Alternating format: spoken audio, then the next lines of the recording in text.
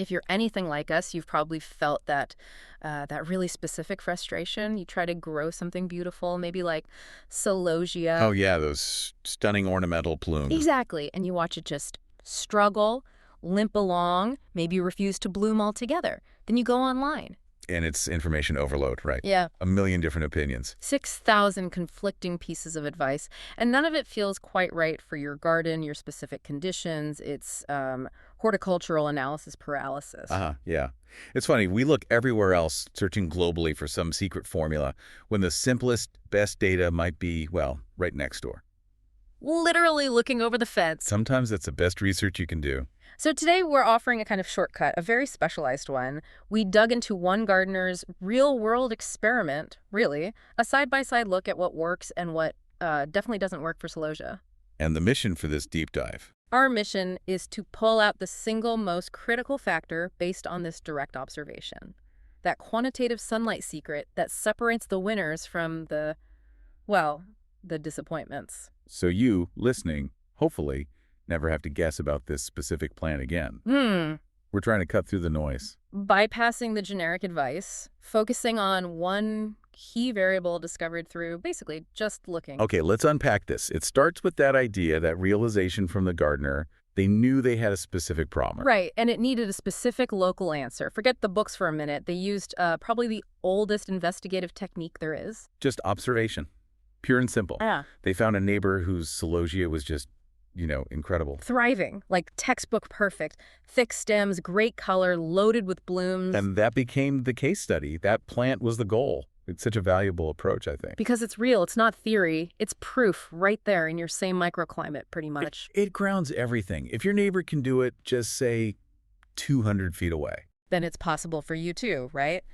It immediately rules out big things like overall climate zone, probably major soil differences, regional pests. It narrows the focus dramatically. And that's what we like in a deep dive, that kind of efficiency. If you've got a problem, don't start from scratch. Ask, who's already solved this near me? That success story holds the key variables, the things that actually matter right where you are. Okay, so the gardener starts studying the neighbor's thriving plants, looking for that crucial difference. What was the absolute number one thing? You might think maybe it's some special fertilizer mix or like imported soil. Yeah, the secret sauce. But no, the primary thing, the non-negotiable element, it wasn't in the soil. It was coming down from the sky. Sunlight. Pure, unfiltered sunlight.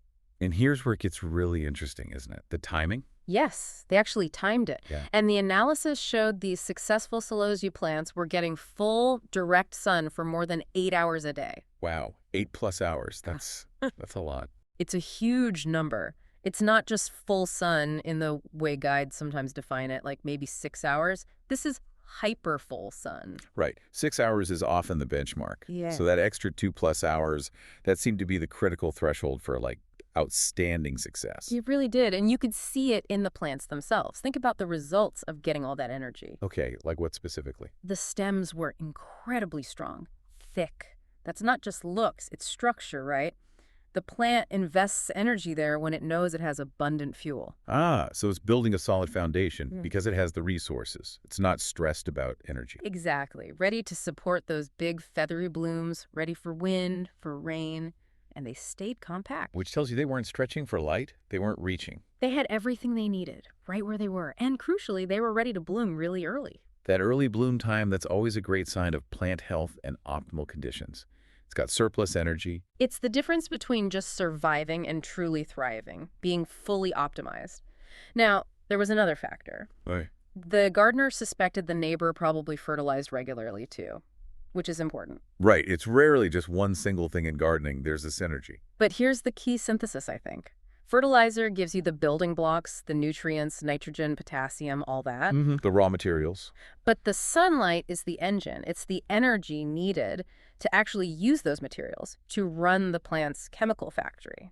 Good analogy. Yeah. If you have great materials, but the engine isn't running long enough, not enough light production just stalls. So the 8+ hours of sun becomes the absolute gatekeeper. It lets the fertilizer do its job properly. Without it, the nutrients might just sit there. Makes sense. Okay, so that's the success story.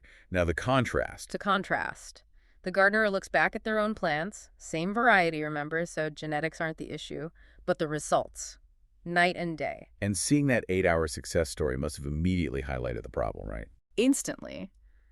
Because the core issue was clear, most of the gardener's spots got less than 6 hours of full sun. Ah, there it is. That 2 to 3 hour difference.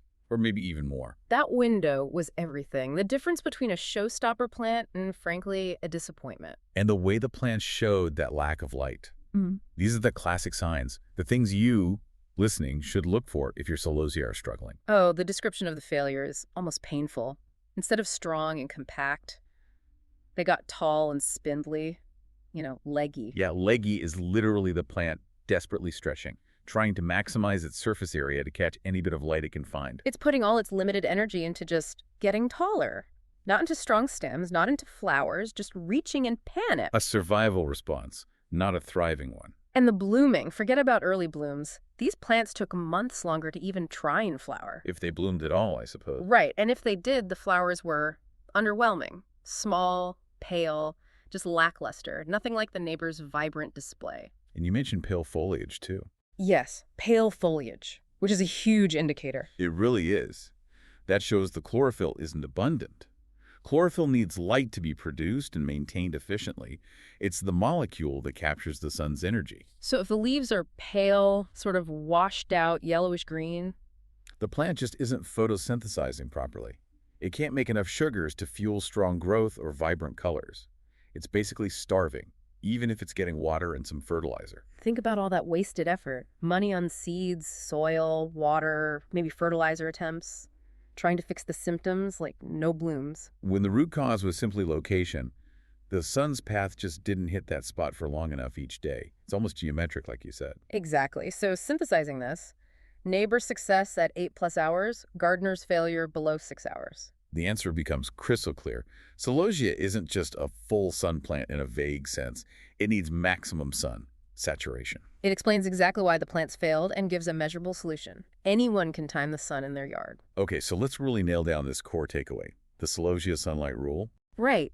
The huge difference between success compact, thick stems, blooming fast, and failure tall, spindly, taking forever to bloom poorly, it boils down to getting those extra hours of direct sun. It's the quantitative specificity that's so valuable here for you, the listener. It's not just needs light. It's more than 8 hours is optimal, and less than 6 is likely to lead to disappointment, that leggy, pale look. That kind of detail can save you years of messing around trying different things. It changes how you even look for a planting spot.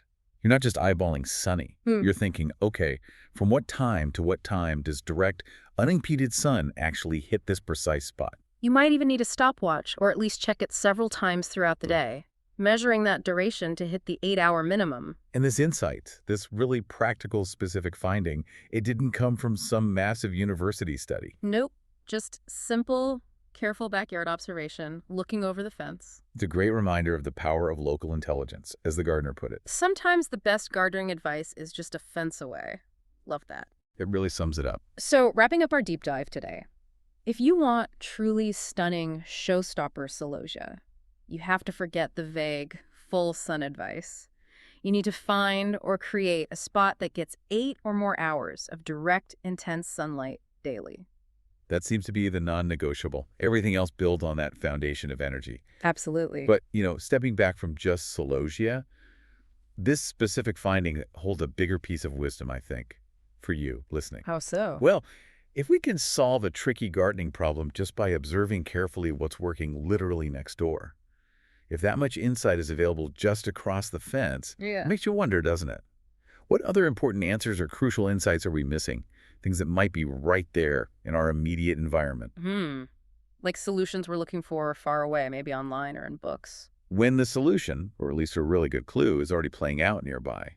Maybe it's a business problem and a competitor across town figured something out. Or a community issue and another neighborhood has a model that works. We're so busy looking globally, maybe we forget to look locally. Exactly. What nearby success are you overlooking? Simply because you haven't stopped to really observe. Something for you to explore, maybe. Yeah. Until our next deep dive.